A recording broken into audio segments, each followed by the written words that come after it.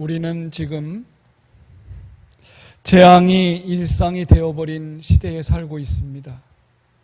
앞으로 또 다른 재앙이 어떻게 올지 알 수 없는 그런 상황에서 우리가 재앙의 시대를 지내면서 어떻게 살아가야 될 건가? 그 질문 앞에 오늘 말씀은 나는 누구인가를 생각하라고 하는 것입니다. 내가 누구인가?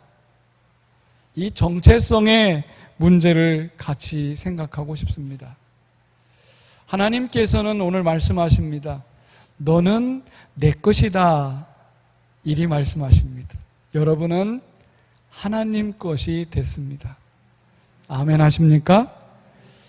인류는 지금 바이러스의 속수무책으로 엄청난 공격을 받고 있습니다. 그런데 왜 이런 현상이 이렇게 계속 지속될까요? 우리가 생각해 볼 필요가 있습니다. 제레미 리프킨이라고 하는 미래학자가 그런 말을 했습니다. 지금 이 상황은 사람들이 소유의 확장에 눈이 멀었다. 다시 말하면 인간의 욕심 때문에 이런 사태가 벌어졌다. 이렇게 보는 겁니다. 왜냐하면 원래 인간은 이 지구의 14%의 땅만 가지고 살았다고 합니다. 그런데 2000년대에 들어오면서 인간이 이 지구의 땅을 77%만까지 차지하고 있습니다.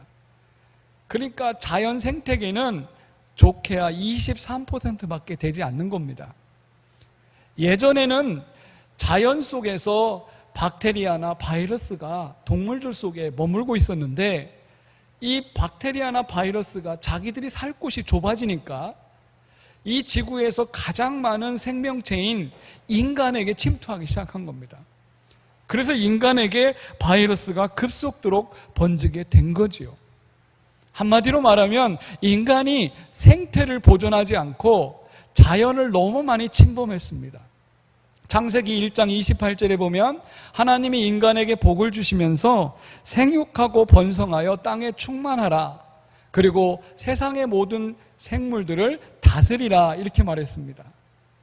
땅에 충만하고 정복하고 다스리라 이 세 단어를 보면 우리는 정복하라는 이 말이 사전적으로 보면 제압하고 억제하고 완화하다 이런 뜻입니다. 인간이 세상을 완화하고 억제할 필요가 있는데 이 정복이라는 것을 자기들이 쟁취하고 수탈하는 것으로 단어를 사용했습니다. 그래서 마구 자연을 파헤치게 된 겁니다. 결국 지구가 더 이상 버티기 힘드니까 이 지구가 지금 폭발하기 직전에 임계점에 와 있습니다. 그래서 지금 바이러스는 우리 가운데 창궐하게 된 것입니다. 우리는 지금 자본주의에 살고 있습니다. 자본이라는 게 뭡니까? 돈입니다. 돈. 자본주의 이 말은 돈이 제일 주인이다. 그 뜻이에요. 돈이 제일 우선이다라고 하는 그런 뜻이죠. 예수님은 이 자본주의에 빠진 사람들의 위험성을 지적하셨습니다. 그래서 경고하셨어요. 하나님보다 돈을 더 신성시할 수 있다는 거예요. 우상시할 수 있고 좋아할 수 있다는 거죠. 하나님 말고도 돈 버는 일에 더 힘쓸 수 있다는 거죠. 누가복음 16장 12절에 보면 집 하인이 두 주인을 섬길 수 없나니 혹 이를 미워하고 저를 사랑하거나 혹 이를 중히 여기고 저를 경히 여길 것임이니라. 너희는 하나님과 재물을 겸하여 섬길 수 없느니라 했습니다. 하나님과 재물을 동등하게 생각하면 안 된다는 거죠. 그럼에도 불구하고 어찌하여 사람들은 돈을 우상시할까요? 왜 돈을 좋아할까요? 돈의 힘 때문에 그렇습니다. 돈은 강력한 힘이 있는 겁니다. 발터 베냐미라고 하는 사람이 있습니다. 이분이 유대계 독일 철학가인데 돈은 인간에게 유사 전능성을 갖게 한다 그랬습니다. 다시 말하면 돈을 많이 가지면 자기가 전능자가 된 것처럼 행사를 할 수 있다는 거예요. 안 그렇습니까? 돈이 부족하면 내가 뭔가 다 이룬 것처럼 전능자처럼 행사한다는 거예요. 독일에서 교수하고 있는 한병철 씨가 그런 말을 했습니다. 돈은 응결된 시간이다 그랬어요. 응결된 시간이다. 이 말은 뭐냐면 내가 돈이 있으면 다른 사람들의 시간을 살 수 있다는 거예요. 사람을 고용해가지고 내가 마음대로 부릴 수 있는 거죠. 시간을 사는 겁니다. 돈이 있으면. 한마디로 말하면 내 의지대로 누구든지 부릴 수 있는 것이 돈을 가지면 된다, 이런 생각을 하는 거죠. 그래서 돈은 권력과 마찬가지입니다. 권력이 생기는 거예요. 그런데 문제는 막대 먹은 사람들이 이 돈을 많이 갖게 되면 어떻게 되겠습니까? 돈이 폭력이 되는 겁니다.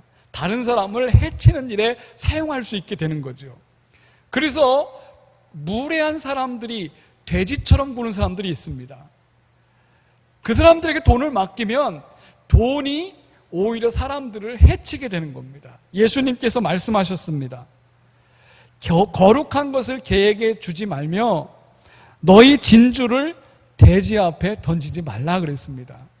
돼지 앞에 진주 갖다 놓으면 돼지가 마구 받고 하찮게 구는 거죠. 여러분, 돈은 그렇게 위력이 있을 수 있습니다. 지금 정치권에서 뜨거운 간잡처럼 지금 이슈되는 게 뭐예요? 부동산 정책입니다. 부동산 정책. 그런데 여러분, 왜 부동산 정책을 우리나라가 해야 되냐면, 여러분 잘 들어보십시오. 우리나라 1%가 우리나라 땅의 절반을 갖고 있습니다. 여러분 믿어집니까? 100명 중에 한 사람이 50%의 땅을 갖고 있는 거나 마찬가지인 거예요. 다시 말씀드리면 10% 인구가 90% 땅을 차지하고 있습니다. 우리나라는 지금. 그러니 여러분, 땅 가진 사람들이 얼마나 떵떵거리겠어요?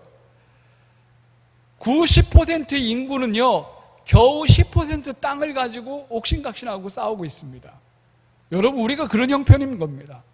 그렇기 때문에 개혁하지 않으면 안 되는 거죠. 심각한 문제는 뭐냐? 내 땅이니까 내 마음대로 한다, 이런 사고가 팽배하다는 거예요. 이걸 가리켜서 천박한 자본주의라고 말합니다. 자본주의에 살고 있는데 너무 천박한 사람들이 많다는 거예요. 내 땅이니까 내 맘대로 내가 뭘 하든 상관 말라, 이런 식으로 가는 거죠. 여러분, 자본주의가 천박해지면 어떤 사람이 불쌍해질까요? 가난한 사람들이 불쌍해지는 겁니다. 돈 없고 집 없고 땅 없는 사람들은 진짜 불쌍해지는 거예요. 이거는 2000년 전에 예수님 당시에도 그랬습니다. 예수님이 그런 비유를 들었습니다. 부자와 거지 나사로 이 얘기를 들으면서 얘기를 했어요. 한 부자가 날마다 호화롭게 잔치를 해요. 날마다 잔치를 해요. 그러면서 날마다 잔치를 하는데 그 부잣집 문 앞에는 거지라고 하는 나사로가 살고 있었는데, 이 나사로는 온몸에 병투성이에다가 먹을 것이 없어가지고 그 집에서 나오는 음식 쓰레기 뒤져서 먹고 사는 존재예요. 여러분, 그런데 놀라운 것은 그 부자가 자기 문 앞에 있는 거지 나사로를 알지를 못한다는 거예요. 다시 말하면 거들떠보지도 않는 거예요. 아주 천박한 자본주의의 하나의 표상입니다. 여러분, 우리나라도 그렇게 가고 있을 수도 있습니다. 잘 들으십시오. 하나님이 나에게 부귀를 준 것은 권력을 휘두르라고 우리에게 부귀 준 거 아닙니다. 하나님은 오늘 우리가 가진 것을 어떻게 사용하고 있는지를 너무나 잘 보고 계셔요. 여러분, 가진 게 있다면 우리가 천박한 자본주의 논리에 빠지지 마시기 바랍니다. 돈을 사랑하고 돈을 쫓아가면 하나님의 말씀보다 돈이 우선시 되는 거죠. 고트홀트 러싱이라고 하는 사람이 쓴 희극이 하나 있습니다. 현자 나탄이라는 희극인데요, 이 희극에 반지 이야기가 나옵니다. 어떤 사람이 반지 하나를 가지게 됐어요. 그런데 이 반지를 낀 사람은 하나님께 사랑받고 사람들에게도 사랑받는다는 아주 전설적인 이야기가 있어요. 근데 이분이 이 반지를 이제 자기가 죽을 때가 돼가지고 자식들에게 물려줘야 됐어요. 그런데 자식이 3명이나 되는 거예요. 아들이 3명이나 돼요. 아무리 봐도 누구에게 물려줄까 고민을 하는데 너무나 다 잘난 놈들이라 어떤 자식에게 나눌 이걸 반지를 물려줄까 고민하다가 이분이 세공사를 찾아갔어요. 금은방 세공사에게 찾아가서 이 반지를 똑같이 만들어 달라. 그러니까 기가 막히게 똑같이 만들었어요. 반지가 3개가 됐어요. 그래서 하나둘씩 불러가지고 내가 너에게 물려준다 하면서 반지를 끼워줍니다. 아버지가 돌아가셨습니다. 새아들이 보니까 똑같은 반지를 3명이 다 끼고 있네요. 이게 도대체 어떤 반지가 진짜인지 알 수가 없어요. 그래가지고 이 새아들이 재판관을 찾아갔습니다. 솔로몬의 지혜처럼 재판 좀 해주십시오. 재판관이 판결할 수가 없는 거예요. 그래가지고 결국 재판관이 들은 얘기가 있어요.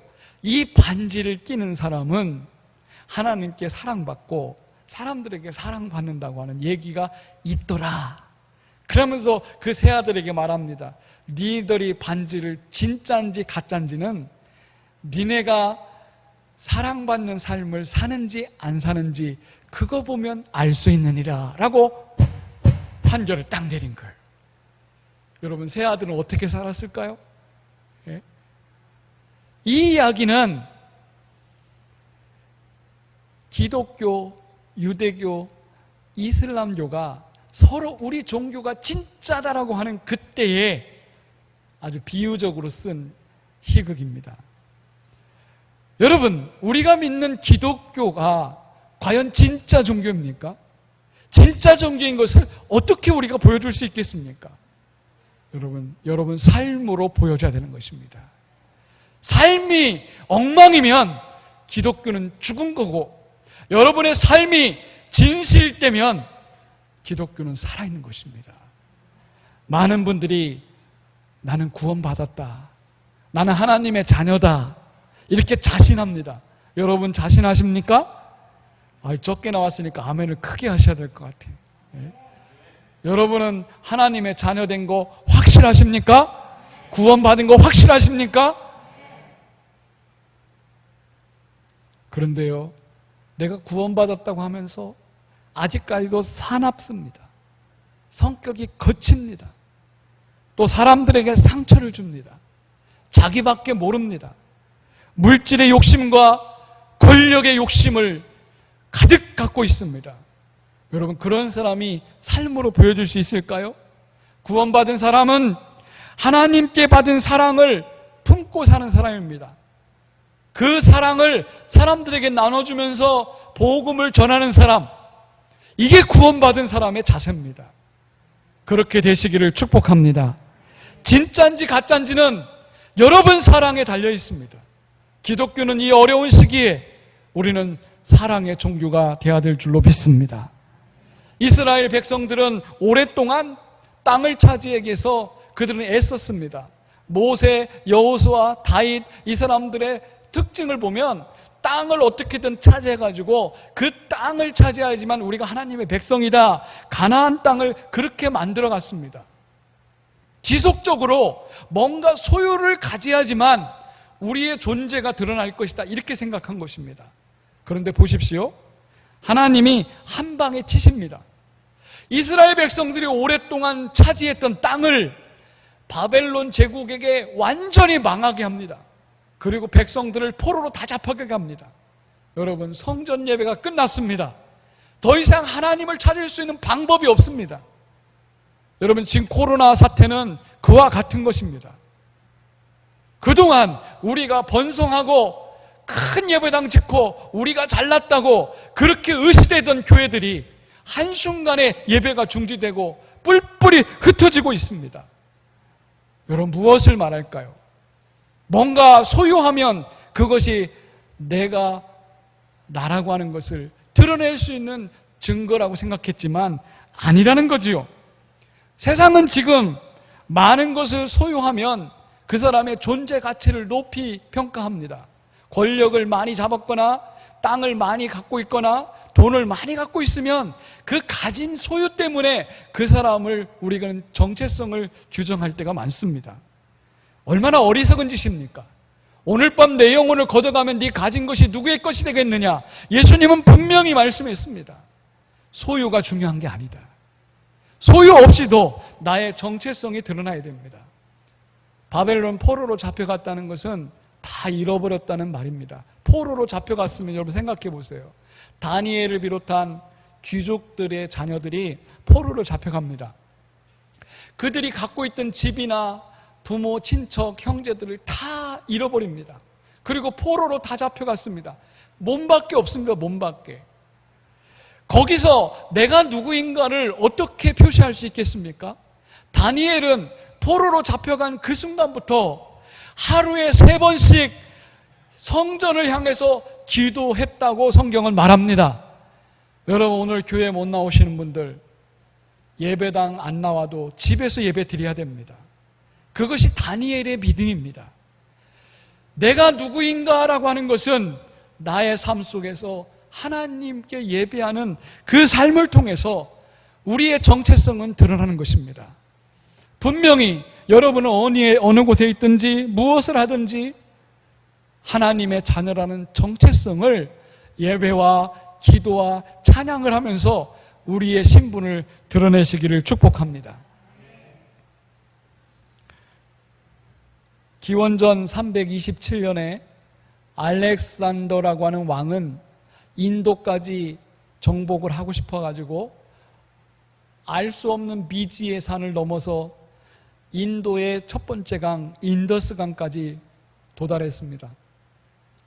인더스강에 딱 도착했는데 강 건너편에 포로스라고 하는 인도의 왕이 코끼리 부대와 보병들을 진을 치고 있습니다. 끝까지 항쟁하겠다는 것입니다. 그래서 전쟁은 강을 두고 벌어지기 시작합니다. 그런데 알렉산더가 군사들에게 명령합니다. 적군이 앞에 있는데 강을 건너라! 건너가지고 그 용감함으로 인도의 왕 포로스를 무찔렀습니다. 포로스는 포로가 됐습니다. 알렉산더 앞에 붙잡혀 와가지고 알렉산더가 묻습니다. 포로스, 나에게 네가 원하는 게 뭐냐? 마지막 질문을 합니다. 그랬더니 포로스가 하는 말이 내가 계속 왕위를 갖게 해달라. 왕후를 갖게 해달라. 다른 거 필요 없느냐? 나는 왕이면 된다. 나는 왕이기 때문에 왕으로 죽고 싶다. 이렇게 말하는 겁니다. 그랬더니 알렉산더가 이 용맹성과 자기 정체성을 분명히 하는 이 포로스 왕에게 다시 왕권을 주고 나라를 그에게 물려줬다는 전설 같은 이야기지만 실제 있는 사건입니다. 여러분, 무엇을 말합니까? 정체성이 분명하면, 내가 누구인가 정체성이 분명하면 그 사람은 당당하게 세상을 살 수 있는 거예요. 자존감을 갖고 사는 거예요. 적군에게 완전히 패해도, 지금 나라가 완전히 망했어도 내가 누구인가를 분명히 하는 사람은 죽음 앞에서도 당당한 거예요. 여러분, 지금 세상이 어지럽습니다. 무척 혼란스럽습니다. 이러한 때에 내가 누구이라고 하는 이 정체성은 내가 어떻게 살 것인가라고 하는 자신감을 주는 것입니다. 성도 여러분, 우리는 이 자신감을 갖는 정체성이 분명한 하나님의 백성인 것을 확실히 느끼시기를 바랍니다. 제가 신학교 다닐 때요, 무감독 시험을 몇 번 봤습니다. 신학교니까 감독하는 사람이 없어도 학생들이 시험지 받고 양심껏 시험 보는 거예요. 컨닝 할까요? 안 할까요? 컨닝 하는 사람도 있습니다. 제가 최근에 들은 강의 중에 쪽팔리게 컨닝하냐? 라고 하는 제목을 가지고 김지윤 정치학 박사가 강의를 하더라고요.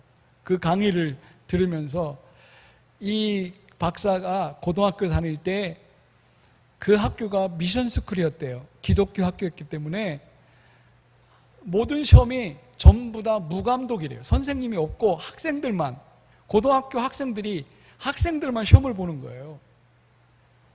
그러니까 기독교 학교에 기독교를 믿는 학생들은 그런 게 있는 거예요. 믿는 사람이 쪽팔리게 컨닝하냐? 자기들끼리 유행어처럼 번진 거예요. 예. 여러분, 우리는요, 기독교인이면 기독교인답게 쪽팔리는 인생을 살면 안 됩니다. 예. 기독교인답게 살아야 되는 거예요. 어떠한 상황이 와도 기독교인이라고 하는 이 자부심, 이 정체성이 우리를 당당하게 만드는 것입니다. 그건 물질의 소유에 달려있는 게 아닙니다. 물질이 있건 없건, 내가 지금 가진 것이 있건 없건 나는 누구라라고 하는 이 확실한 정체성이 우리의 삶을 건강하게 만들 것입니다. 이 김지훈 박사가 그 강의를 하면서 마지막 핵심 포인트가 그거예요. 과학적으로 입증이 됐다고 그래요. 뭐냐면 윤리적인 메시지를 계속 듣는 사람은 윤리적으로 살아간다는 거예요. 네, 맞습니다. 우리는 하나님의 사람입니다. 하나님의 사람들이 하나님 말씀을 계속 들으면 하나님 말씀의 힘으로 살아가는 거예요. 그렇게 길들여지는 겁니다. 오늘 여러분들에게 그 정체성이 분명하기를 바랍니다. 본문에 보면 하나님이 뭐라고 그래요? 너는 내 것이다 그래요. 아멘. 내가 너를 지명해서 내가 너를 불렀다. 그러니 너는 내 것이다. 네가 물 가운데 지날 때에도, 강을 건널 때에도, 불 가운데 건널 때에도 내가 너를 보호할 것이다. 너는 내 것이다 라고 두려워하며 염려하지 말라, 이렇게 말씀해요. 여러분, 이 말씀에 아멘 하시면 여러분의 정체성을 분명히 하시면 됩니다. 하나님이 우리를 지으시고 우리를 만드셨다고 합니다. 그러면 내가 하나님의 사람이라고 하는 이 확실한 인식만 갖고 있다면, 여러분, 세상이 코로나 때문에 또 4차 혁명 때문에 어떻게 변할지 모르는 세상 속에서도 내가 흔들리지 않고 내 삶을 자존심 있게 걸어갈 수 있다. 오늘 저는 그렇게 확신합니다. 여러분 삶에 하나님의 백성이라는 정체성이 분명하시기를 축복합니다. 기도하겠습니다. 하나님, 감사합니다.